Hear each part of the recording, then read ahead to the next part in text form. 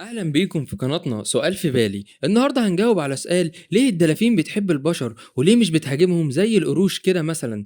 في قصة حقيقية عام 2018.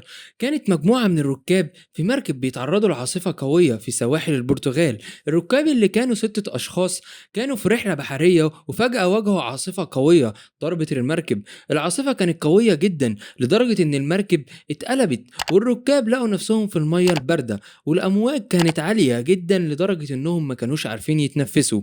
فجأة ظهرت ليهم مجموعة من الدلافين وبدأت تسحبهم لفوق المَيّة وكأنها بتحاول تخلّيهم يتنفسوا، وفضلت الدلافين تسحبهم لفوق المَيّة لحد لمّا اتدخّلت فرق الإنقاذ، وبفضل تدخُّل الدلافين فضلوا عايشين وتم نقلهم للمستشفى، ولحُسن حظهم كانت الإصابات بتاعتهم خفيفة.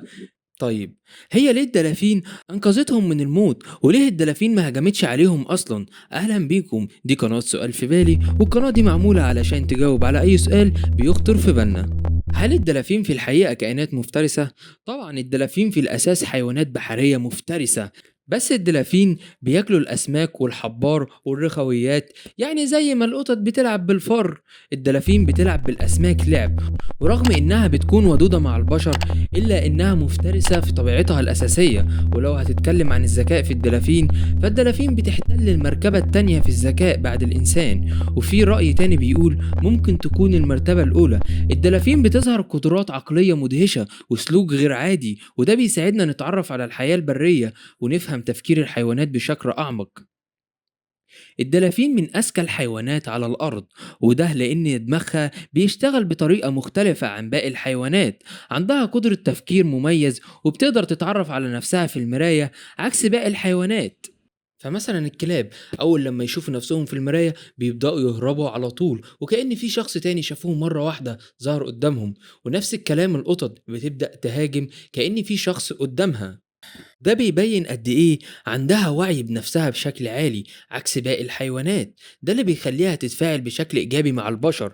طيب، إيه اللي بيخلي الدلافين بيحبوا البشر قوي كده؟ الدلافين زي الأولاد الصغيرة بيحبوا يلعبوا ويستكشفوا. لما يشوفوا البشر بيتفاجئوا وبيبدأوا يستفسروا ويتفرجوا على اللي بيعملوه. بيبقى عندهم حماس يدخلوا في أي لعبة معاهم ويعملوا حركات تحفيزية. اللعب مش بس للمرح لكنه بيساعد الدلافين يتعلموا حركات وتفاعلات جديدة، ولما يتفاعلوا مع البشر بيشوفوا فيهم شركاء للعب والتواصل، وده بيخليهم يكونوا مهتمين بيهم وبيحبوا يشاركوا في اللعب والتواصل بشكل مريح ومفيد. الدلافين بيعيشوا في مجموعات اجتماعية اسمها الأسراب، وده بيخليهم حيوانات اجتماعية جدا، وبيتواصلوا مع بعض بأصوات وحركات زي اللغة بتاعتهم. وده اللي بيخلي تفاعلهم مع بعضهم ومع البشر مثير ومليان بالحماس والمرح. ولما بيتفاعلوا مع البشر بيبان عليهم اهتمام وفضول كبير جدا، وده بيخليهم يبدأوا زي الأطفال لما يكونوا عاوزين يلعبوا ويتفاعلوا.